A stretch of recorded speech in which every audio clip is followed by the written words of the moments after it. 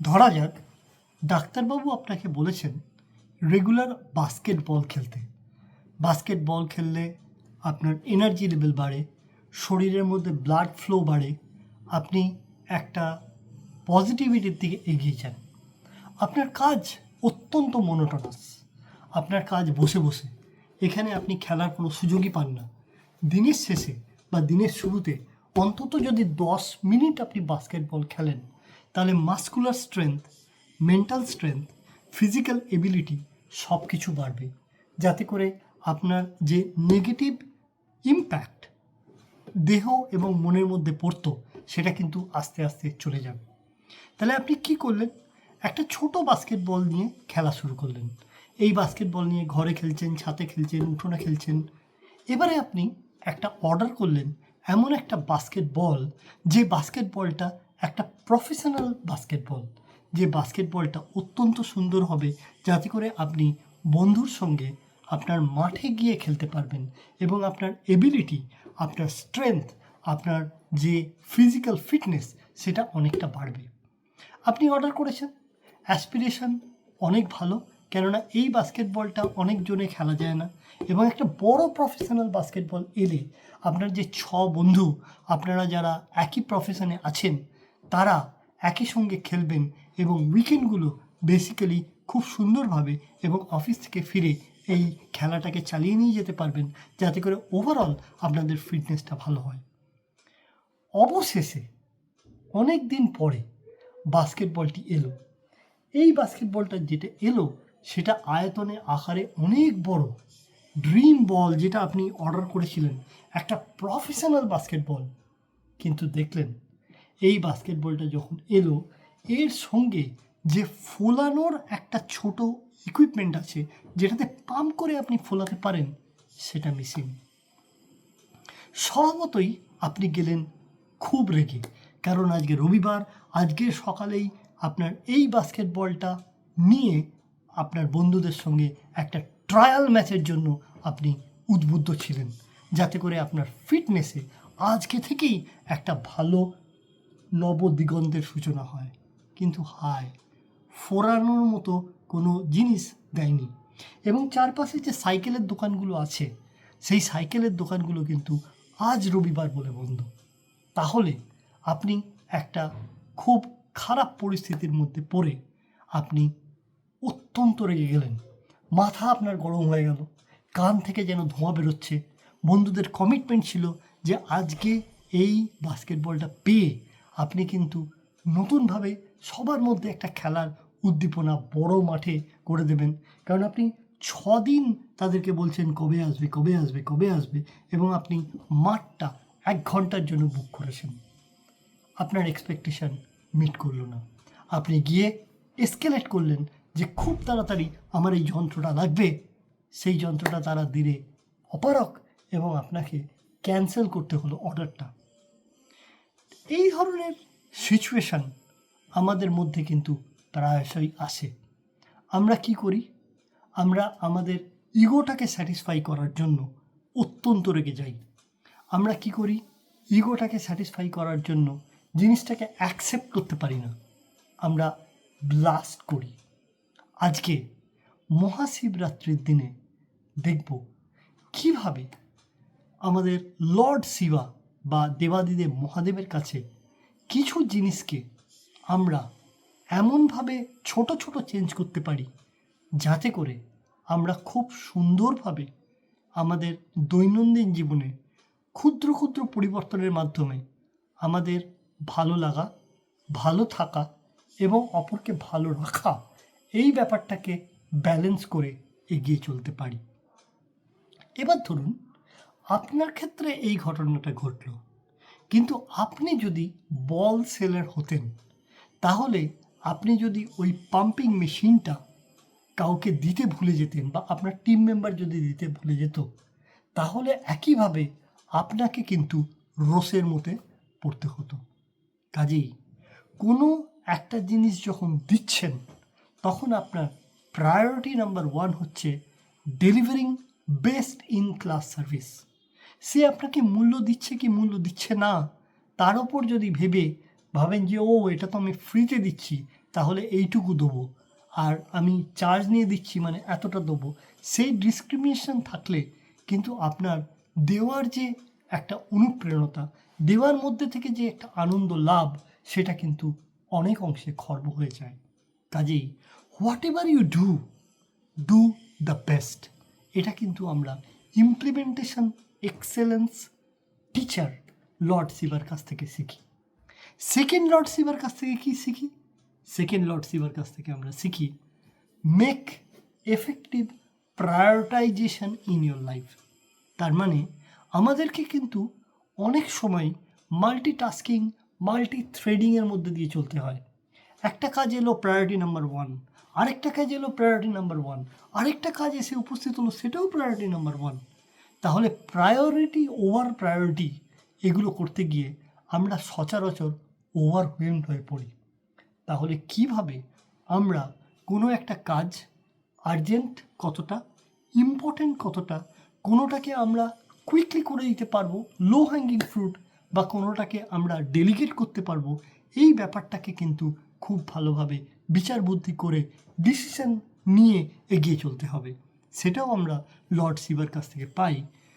Making the effective decision by critical prioritisation of your task, এটাও কিন্তু excellence execution মাস্টারের মধ্যে পড়ে, যেটা আমরা লর্ড শিবার কাছ থেকে শিখি।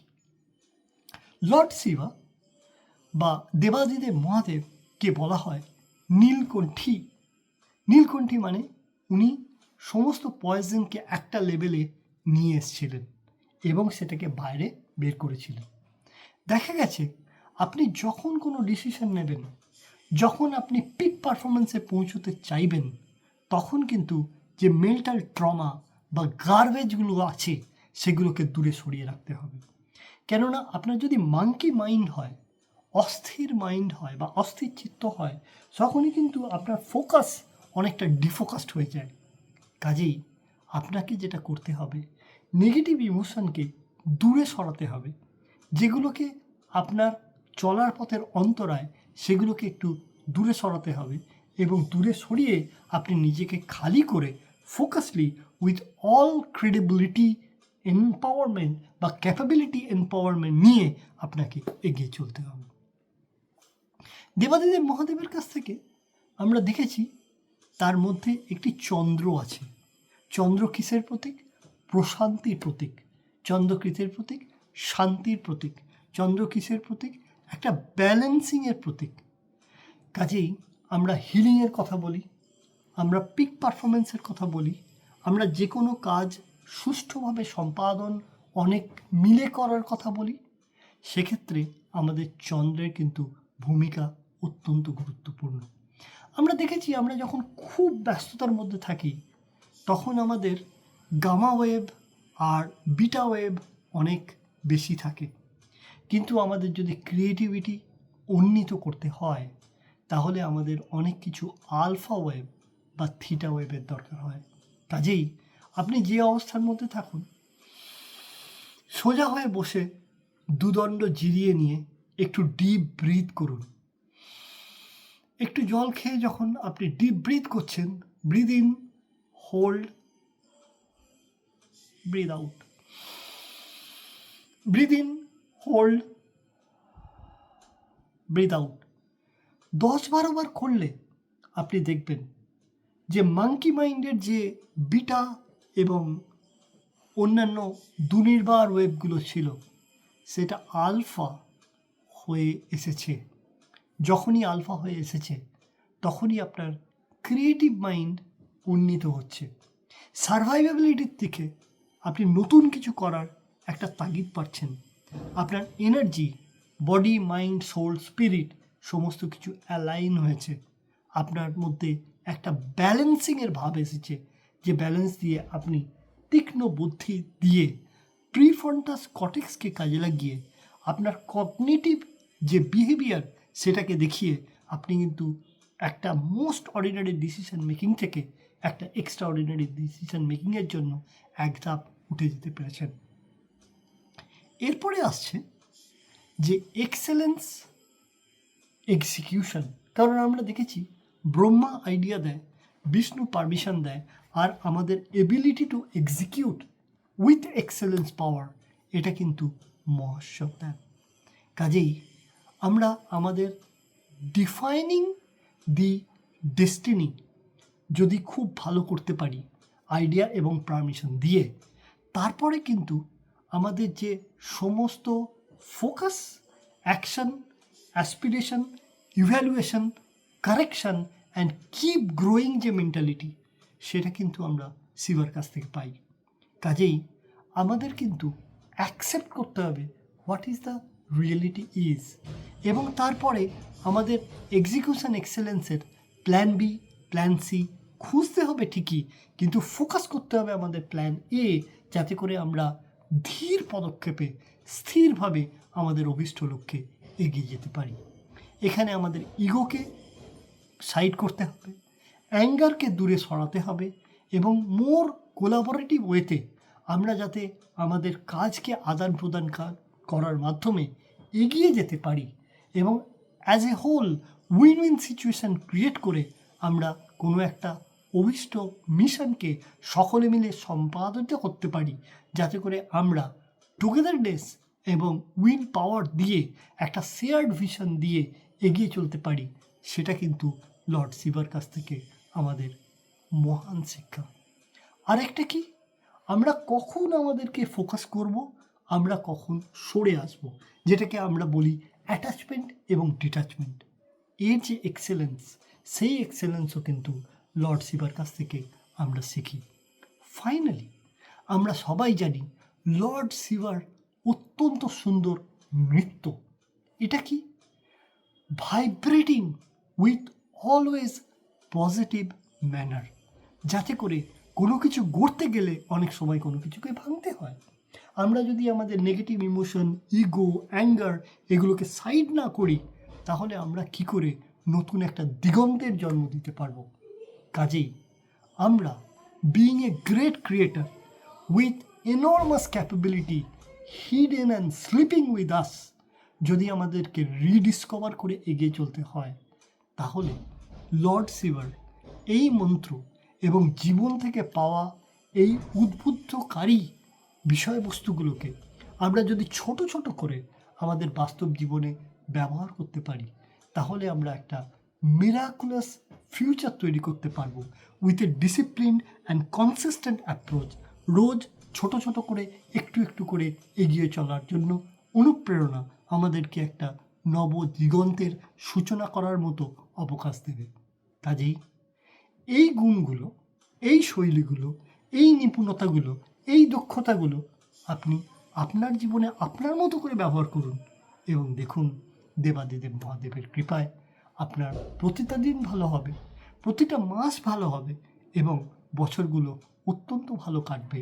আপনি আপনাকে একটা নতুনভাবে ডিসকভার করবেন, যেটাকে আমরা বলি রিবার্থ অর রিডিসকভারি, যেটা দিয়ে আপনি আপনার উত্থিত জীবনকে এই অবস্থা থেকে এই অবস্থায় যাবেন, এবং জার্নিটা উত্থান পতনের মধ্যে দিয়েও গেলেও আপনি যে লার্নিং পাবেন, তাতে আপনি নিউ ইউ বা নতুন ইউকে আপনি আবিষ্কার করবেন, যেটা কিনা মোস্ট অর্ডিনারি পেনফুল ক্রাইং নয়, সেটা অলওয়েজ হ্যাপি এবং স্মাইলিং।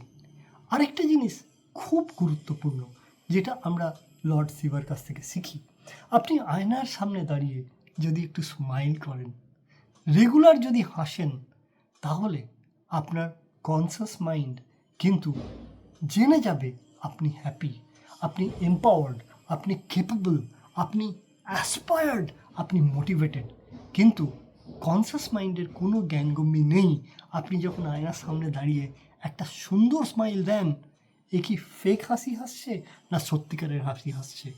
এটা কিন্তু ঠিক যে আপনি আয়নার সামনে দাঁড়িয়ে যত দুঃখ, যত আবর্জনার মধ্যেই থাকুক না কেন, যদি একটা ভালো স্মাইল দেন, মাইন্ড ভাববে আপনি কিন্তু অত্যন্ত হ্যাপি, এবং সাথে করে এই হ্যাপিনেস কিন্তু আপনার আরেকটা হ্যাপিনেসকে গজিয়ে আনবে। কারণ অবশ্যম্ভাবী সত্য হচ্ছে, happiness is a prepaid thing, you need to be happy to be happy. সবাই ভালো থাকবেন, দক্ষতাগুলোকে নিজের কাজে লাগান, এবং ওয়াও জীবন সূত্রপাত করুন একজন দক্ষ এক্সিকিউটর বা এক্সেলেন্স হওয়ার মাধ্যমে। নমস্কার।